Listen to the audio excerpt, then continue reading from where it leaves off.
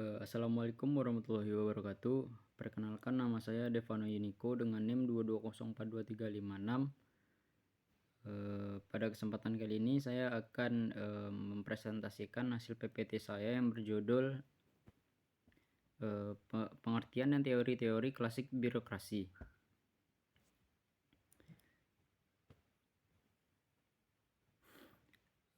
Batasan pengertian. Pengertian birokrasi juga dimaksudkan sebagai definisi yang telah banyak dirumuskan dalam kamus dari beberapa negara sesuai pendapat de Gournay maupun yang lain-lain. Sudah sangat jelas dan konsisten. Di bawah ini diberikan berbagai pengertian birokrasi. Kamus Akademi Prancis mengemukakan kata birokrati yang dalam suplemennya pada tahun 1798 mengartikannya sebagai kekuasaan pengaruh dari para kepala dan staf biro pemerintahan. Kamus Bahasa Jerman edisi 1813 mendefinisikan birokrasi sebagai wewenang atau kekuasaan berbagai departemen pemerintahan dan cabang-cabangnya. Kamus Teknik Bahasa Italia yang terbit tahun 1828 menyebutkan suatu kata baru, kekuasaan pejabat di dalam administrasi pemerintahan. Di dalam Kamus Umum Bahasa Indonesia, biro diartikan kantor dan istilah birokrasi mempunyai beberapa arti. 1. Pemerintahan yang dijalankan oleh pegawai bayaran yang tidak dipilih oleh rakyat. Kedua, cara pemerintahan yang sangat dikuasai oleh pegawai negeri. Ketiga, cara kerja atau susunan pekerjaan yang serba lambat, serba menurut aturan kebiasaan. Lika-likunya. Selanjutnya ada teori birokrasi menurut Weber. Penjelasan berikut mengenai birokrasi yang disampaikan oleh Weber diharapkan akan memperjelas pemahaman tentang birokrasi. Weber tidak pernah mendefinisikan birokrasi secara jelas berdiri sendiri, tetapi hanya mengemukakan ciri-ciri, gejala-gejala, proposisi dan dari pengalaman yang ia lihat sehari-hari. Dari kesemuanya ini, para pembaca dapat menafsirkan pengertian birokrasi yang dimaksudkan oleh Weber, termasuk karakteristiknya yang khusus dipandang sebagai bentuk birokrasi yang paling rasional. Konsep umum birokrasi yang dikemukakan oleh Weber dibentuk melalui kesimpulan dari sejumlah besar bagian-bagian kiasan yang dibuatkannya untuk itu.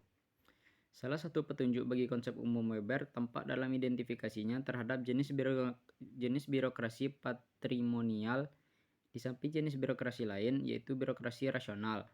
Walaupun Weber tidak mendefinisikan secara utuh tentang birokrasi, tetapi dari ciri-ciri yang dikemukakan pada berbagai kesempatannya dapat ditarik kesimpulan sebagai berikut.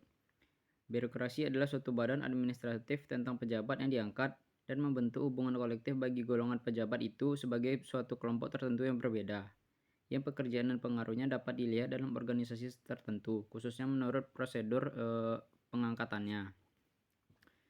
Sesuai dengan teorinya, Weber mengatakan legitimasi adalah dasar bagi hampir semua sistem otoritas. Ia mengemukakan 5 keyakinannya yang berkaitan dengan otoritas yang sah, bergantung pada kelima legitimasi yang secara singkat diuraikan sebagai berikut. 1. Bahwa dengan ditegakkannya peraturan yang sah, maka dapat menuntut kepatuhan dari para anggota organisasi tersebut. 2. Bahwa dengan ditegakkannya peraturan yang sah, maka dapat menuntut kepatuhan dari para anggota organisasi tersebut. 3. Bahwa manusia yang menjalankan otoritas juga mematuhi tatanan impersonal tersebut. Yang keempat, bahwa tidak hanya member yang benar-benar mematuhi hukum. Yang kelima, bahwa tidak hanya member yang benar-benar mematuhi hukum.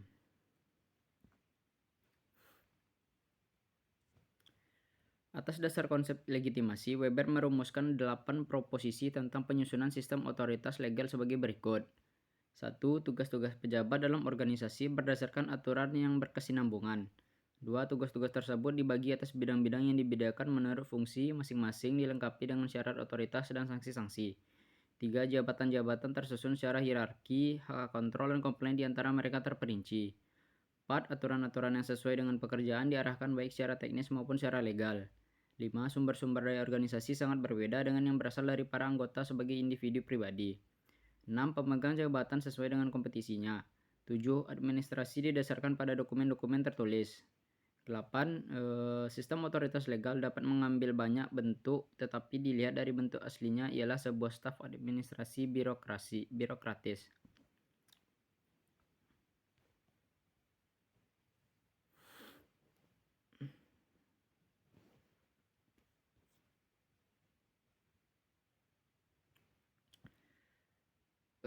Selanjutnya ada hierarki jabatan yang jelas. Yang ketiga, fungsi-fungsi jabatan ditentukan secara rinci. Yang keempat, para pejabat diangkat berdasarkan suatu kontrak.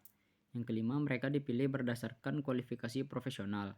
Yang keenam, gaji diberikan atas dasar peraturan umum yang telah ditetapkan. 7. Pos jabatan adalah lapangan kerjanya sendiri atau lapangan kerja pokoknya. 8. Terdapat jenjang karir di mana promosi dimungkinkan berdasarkan senioritas maupun keahlian dan menurut pertimbangan keunggulan. 9. Sering terjadi penempatan jabatan yang tidak sesuai dengan kompetensinya. Yang ke-10, tunduk pada sistem disiplin dan kontrol yang seragam. Birokrasi menurut Weber. Weber meyakini bahwa birokrasi itu harus memperoleh kekuasaannya yang dilimpahkan dari pejabat yang di atasnya sebagai sumber otoritas. Oleh karena itu, sumber kewenangan berasal dari atasan, dan mereka diangkat oleh pejabat berwenang yang lebih tinggi. Maka disimpulkan oleh Weber bahwa pejabat-pejabat yang dipilih bukanlah birokrasi. Birokrasi adalah pejabat-pejabat yang diangkat dengan suatu kontrol tertentu dengan adanya hak-hak yang melekat pada dirinya, dan birokrasi dapat dianalisa tanpa prasangka adanya birokratisme. Weber memandang birokrasi berbeda dengan demokrasi. Birokrasi harus memenuhi syarat sebagai orang yang diangkat, sedang demokrasi adalah perwujudan dari orang-orang yang menjadi pejabat karena dipilih orang banyak, sehingga dilihat dari cara yang demikian, demokrasi lebih objektif sedangkan birokrasi sangat subjektif, dilihat dari cara pengangkatannya.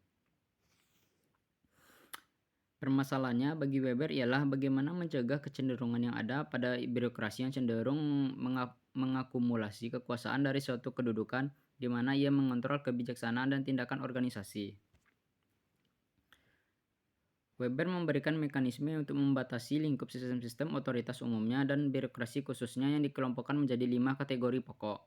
Yang pertama ada kolegialitas. Perhatian Weber yang dicurahkan pada konsep tersebut memberikan bukti yang berguna bagi keseluruhan gagasan birokrasinya yang dipengaruhi oleh teori administrasi Jerman pada abad ke-19. Baginya, birokrasi dalam arti bahwa masing-masing tahapan hierarki jabatan seseorang dan hanya satu orang memiliki tanggung jawab untuk mengambil suatu keputusan. 2.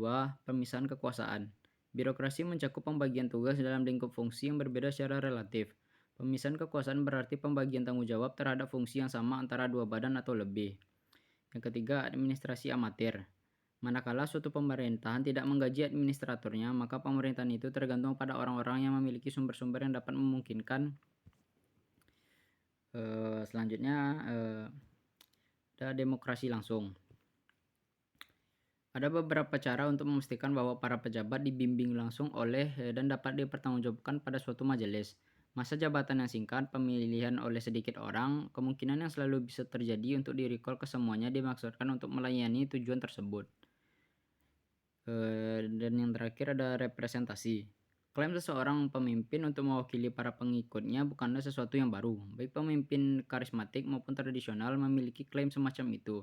Tetapi apa yang baru di negara modern adalah kehadiran badan-badan perwakilan kolegial, yang anggota-anggotanya dipilih melalui pemungutan suara dan bebas membuat keputusan serta memegang otoritas bersama dengan orang-orang yang telah memilih mereka. Baiklah, sekian presentasi saya pada kali ini. Kalau ada yang salah, mohon dimaafkan. Saya akhiri dengan wabillahi taufiq walhidayah. Wassalamualaikum warahmatullahi wabarakatuh.